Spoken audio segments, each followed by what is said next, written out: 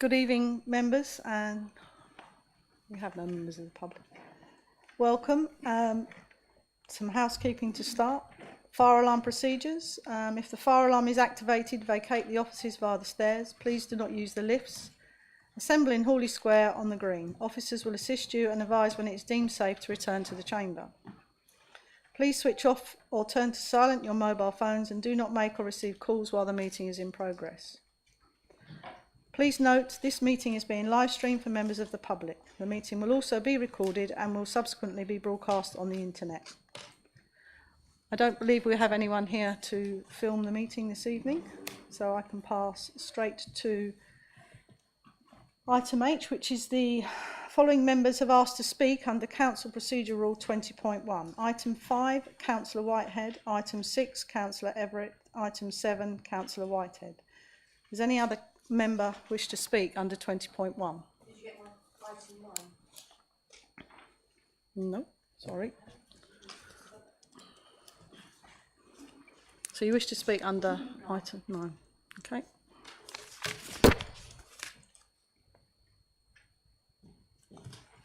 Okay. I have no apologies for absence because we are all present this evening. Does anyone have any interest to declare in the items of business on the agenda this evening? So no, Charles. Minutes of the previous meeting.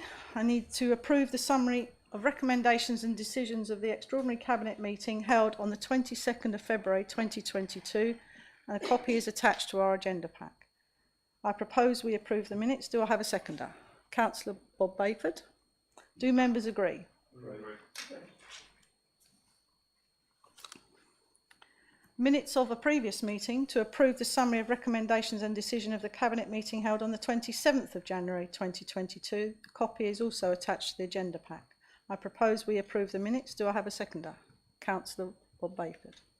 Do members agree? Agree. Item 5. Adoption of revised tenancy strategy and tenancy management strategy. To introduce Councillor Jill Bayford. Thank you, Leader. The Localism Act 2011 requires the Council to develop and publish a tenancy strategy, setting out the Council's preferred position on the type of tenancies granted by registered providers of social housing in the district. The strategy is advisory and used by social landlords as guidance. The Act also requires the Council, as a social housing landlord itself, to produce a management policy which sets out how Thanet District Council will operationally grant and manage tenancies. The Tenancy Strategy and Management Policy, last published by Thanet District Council in 2018, needs update. The Tenancy Strategy sets out the Council's position on the use of fixed-term tenancies, affordable and sociable rents, mutual exchanges, succession rights and arrangements for dealing with tenancy fraud.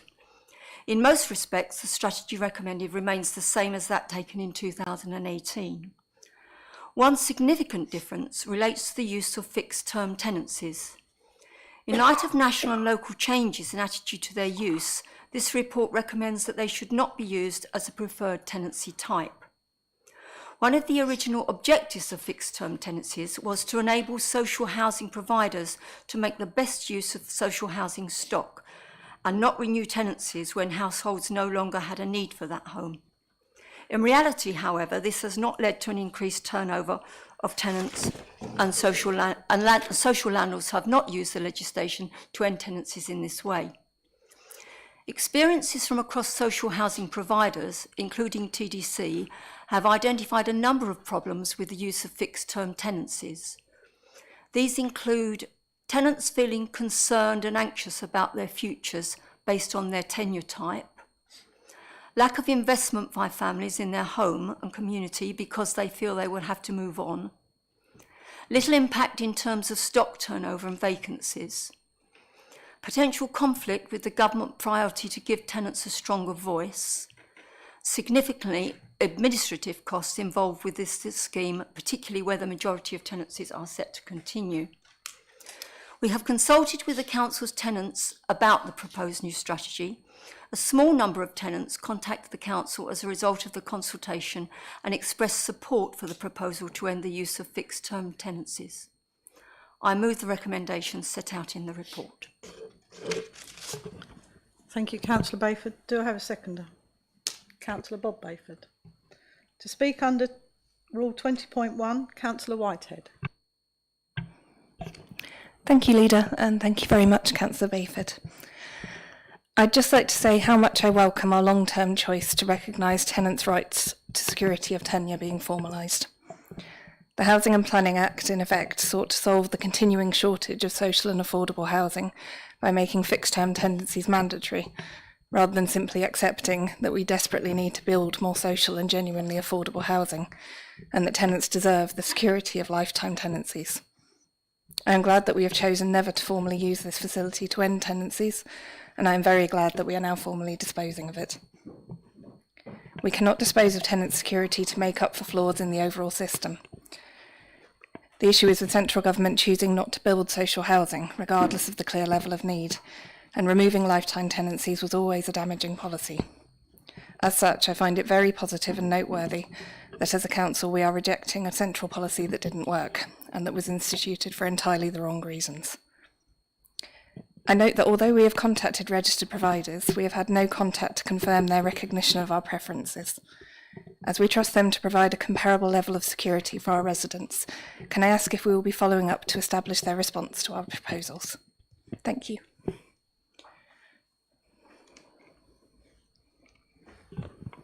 Thank you, Councillor Whitehead. Councillor Bayford, do you want to respond? Thank you, Councillor Whitehead. I welcome your comments, and I'm sure we will be following this up as you suggested. Thank you. So, Cabinet, this has been moved and seconded. Do members agree?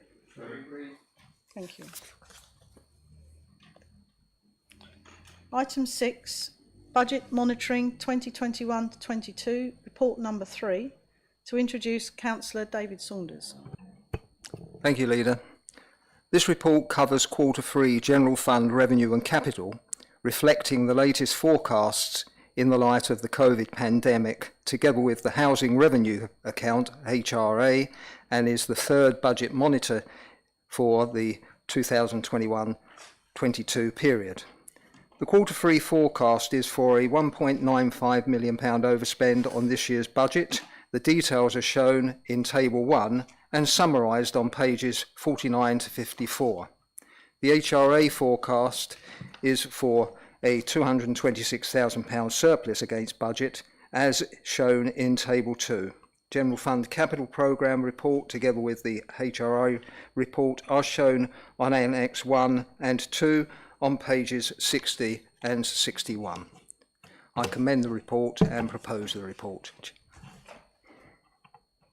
Thank you, Councillor Saunders. Do I have a seconder? Councillor Bob Bayford. Speaking under 20.1, Councillor Everett.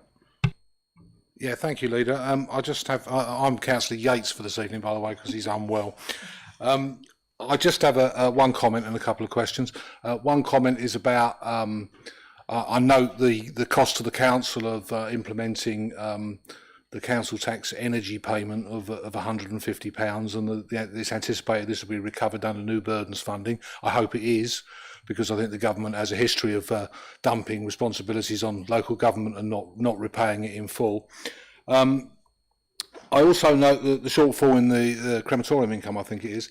I just wonder, and I don't mean this facetiously, is that because fewer people have died in 21-22, or is there something else going on in the demand for those services in Thanet? I mean, it could well be, because it may well be that we saw extra people die in 2021, and that there's been you know, some of the people who would have died in 21-22 died in the previous year. I just don't know whether we've got any insight into that.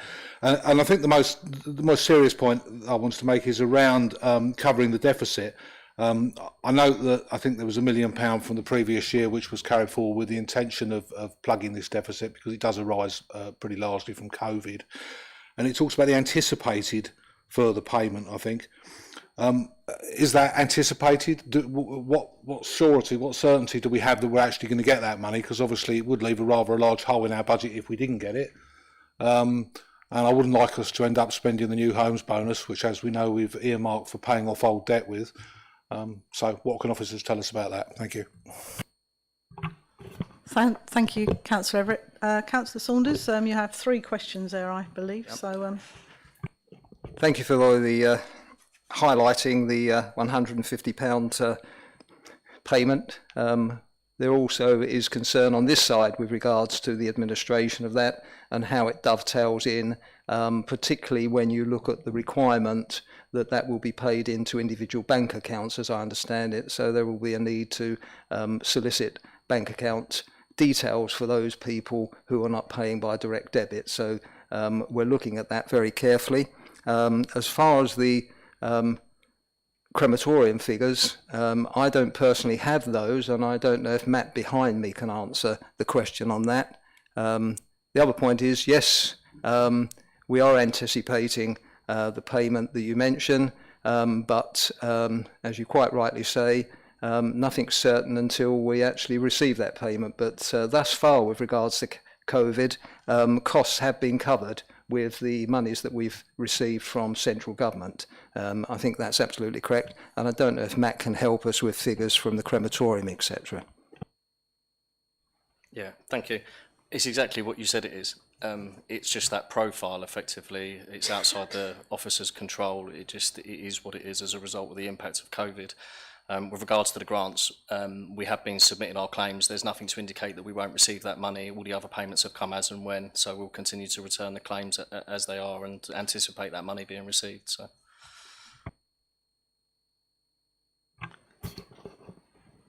Thank you, Matt. Thank you, Councillor Saunders. Does that cover the points? I believe hopefully? So. I can add. I actually visited the crematorium with Gavin Waite on other matters, but I did have a tour around, and it was noted by the team up there that there had been a reduction in the amount of cremations that were happening.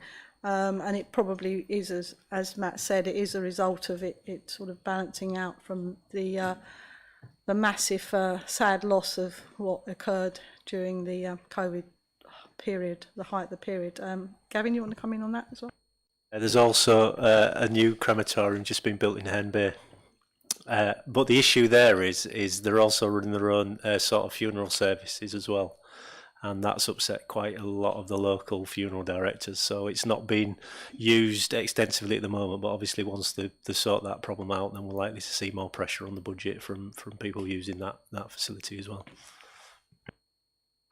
And obviously we are looking at a programme of maybe to extend our services as well. There is some, so that people can have a smoother sort of all-round service solution. So it's something that we need to keep an eye on, obviously. So I think it's been moved and seconded. Do members agree?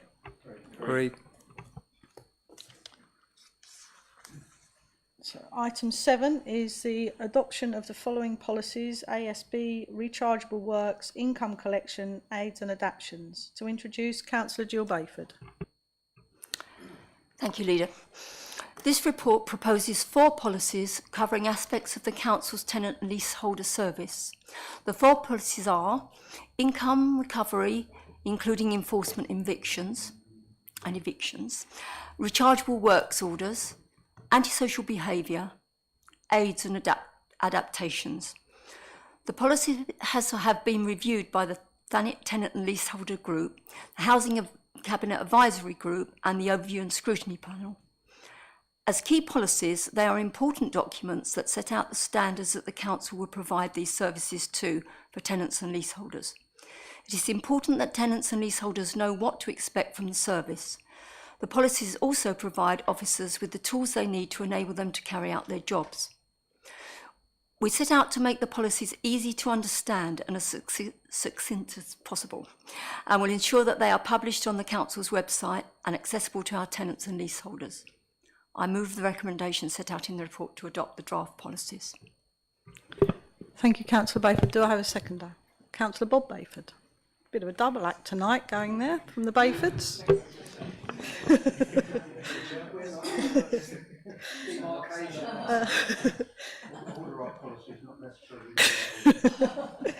To speak under 20.1, Councillor Whitehead. Thank you, Leader, and thank you, Councillor Bayford. I'd just like to say that the tenant and leaseholder support for these policies was very strong within the tenant and leaseholder group, and it's still very pleasing to see how well that group is working.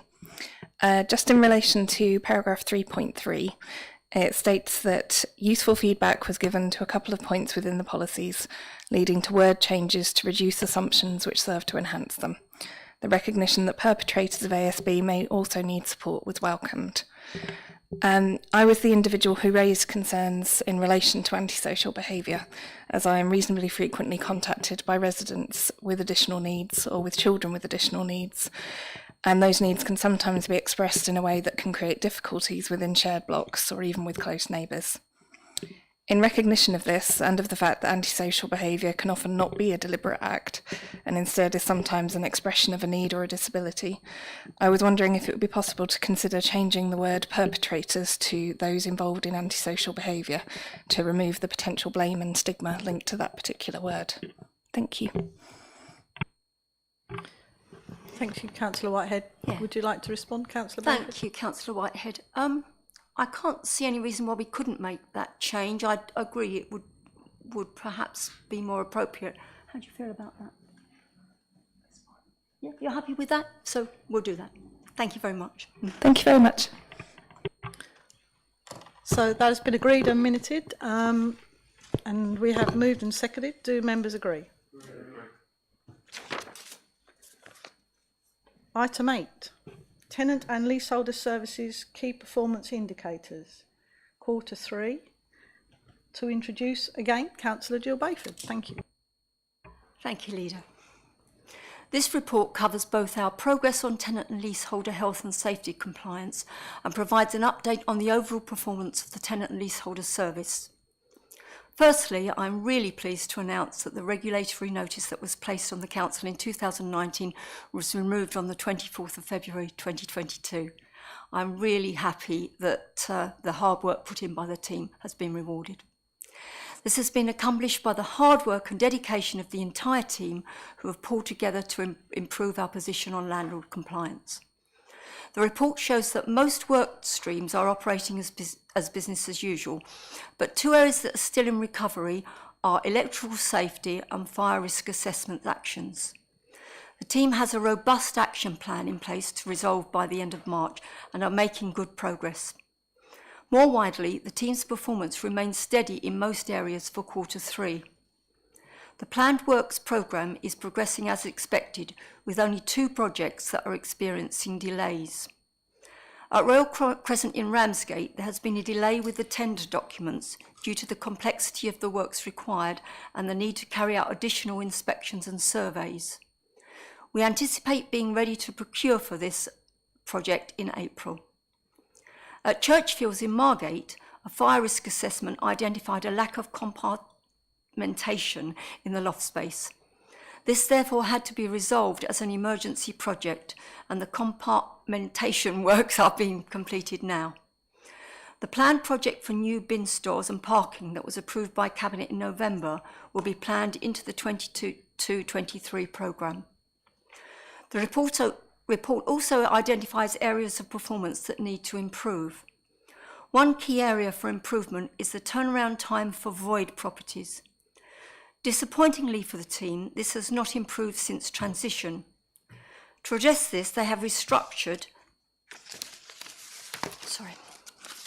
to create a dedicated voids team and change the way they work with the contractors to complete void works. Further works to improve turnaround times is taking place during quarter 4 as the team streamline processes, systems and communication. The rent arrears position has declined in quarter 3 when compared to quarter 2. This is an area that had previously been improving since transition. However, the position is better than the position at quarter 3 last year. And comparison with previous years and other providers shows that an increase in arrears during quarter 3, which includes the Christmas period, is not unusual. I recommend that Cabinet notes the report. Thank you, Councillor Bayford. Do I have a seconder? Councillor George Cupp.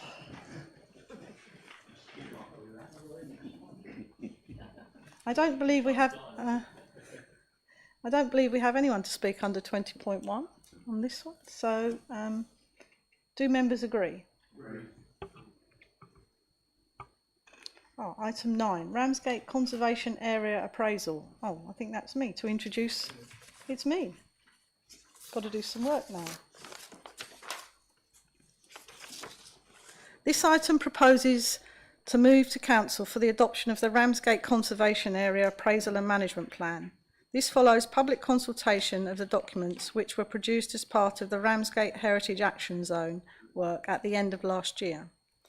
Since being designated in 1970 and subsequently extended 5 times, there hasn't been an appraisal of the conservation area in Ramsgate. The appraisal and plan have been produced from the work of the local community and supporting consultants to provide a highly detailed evaluation of the features and characters that make Ramsgate Conservation Area so important. This excellent piece of work, and I do believe it is an excellent piece of work, has been ongoing across different administrations of the council, and I'm sure all members will want to thank the local community, especially the Ramsgate Society and Ramsgate Heritage and Design Forum, whose voluntary work has made this appraisal possible. The report before Cabinet outlines the background behind the HAS and the appraisal, provides a summary of the structure of the appraisal and the key recommendations from the management plan produced for all stakeholders.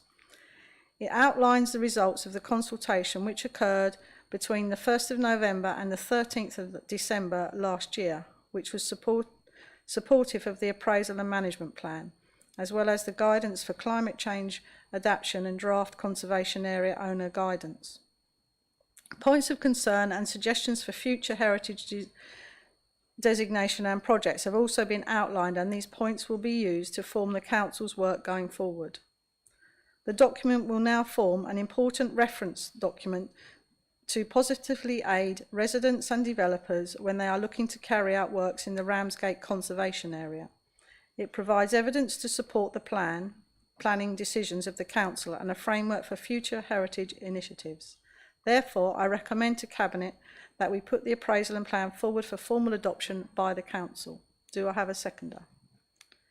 Councillor David Saunders. To speak under 20.1, Councillor Criddon. Thank you.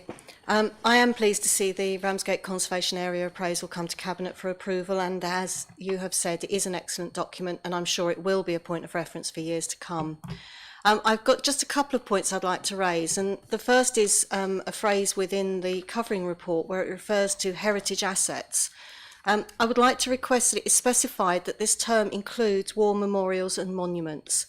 The appraisal itself identifies several monuments and war memorials by name and location throughout the document, so by default it could be deemed that they are already covered. However, evidence suggests that a specific reference to war memorials and monuments would enable us to better keep them in our focus. I would like to illustrate the need for this through the situation regarding one of those memorials that has several mentions in the appraisal. Destiny in Albion Gardens, the First World War statue that is one of the venues for the annual Remembrance Day services. Following an extensive restoration in November 2004, the report War Memorials in Thanet was approved by Cabinet in October 2005 and included the recommendation that Destiny received a biennial application of a shelter coat. I've been liaising with senior officers with regard to the welfare of our monuments and memorials, and now know that Destiny will not have had a shelter coat since at least 2015. This has undoubtedly contributed to the very poor condition she is now in, and she is once again in need of an extensive restoration. The situation is now on the radar, so to speak, but I hope you will agree that to help ensure that our memorials and monuments get a specific recognition by specifying that heritage assets include war memorials and monuments. This is a matter of interest, not just to the Ramsgate Conservation Area, of course, but to all the towns and villages within our district where there are monuments and memorials. So I'm hoping that we can actually add a specification that heritage assets do include these.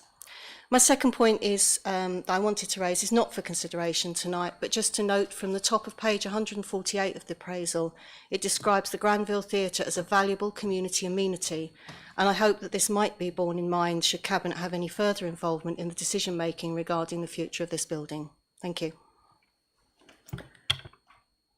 Thank you, Councillor Crittenden. I will need to refer to Mr Livingston for response on the item regarding the memorials. Thank you, Leader.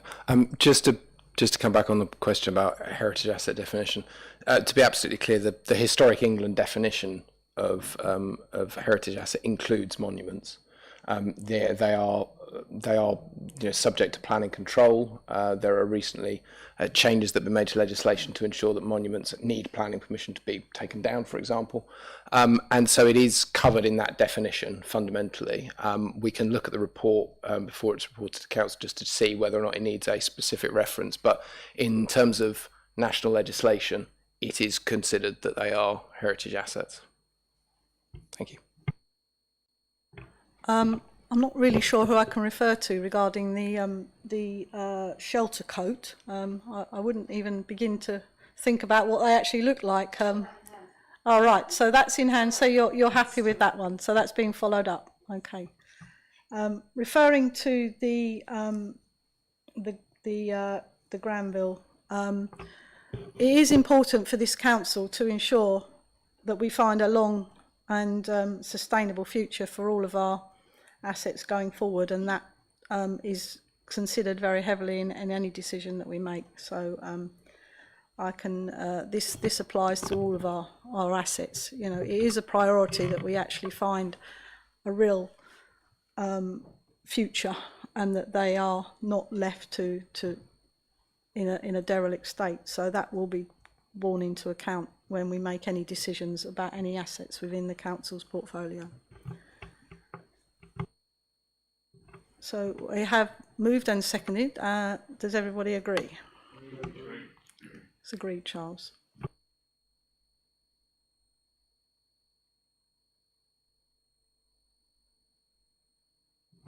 I now, can you...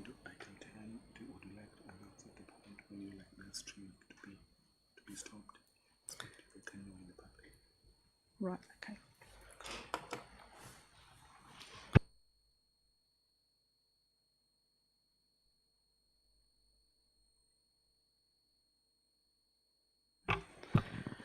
So I'm going to ask for the live stream to be terminated for this meeting. If you can arrange that, please, Charles.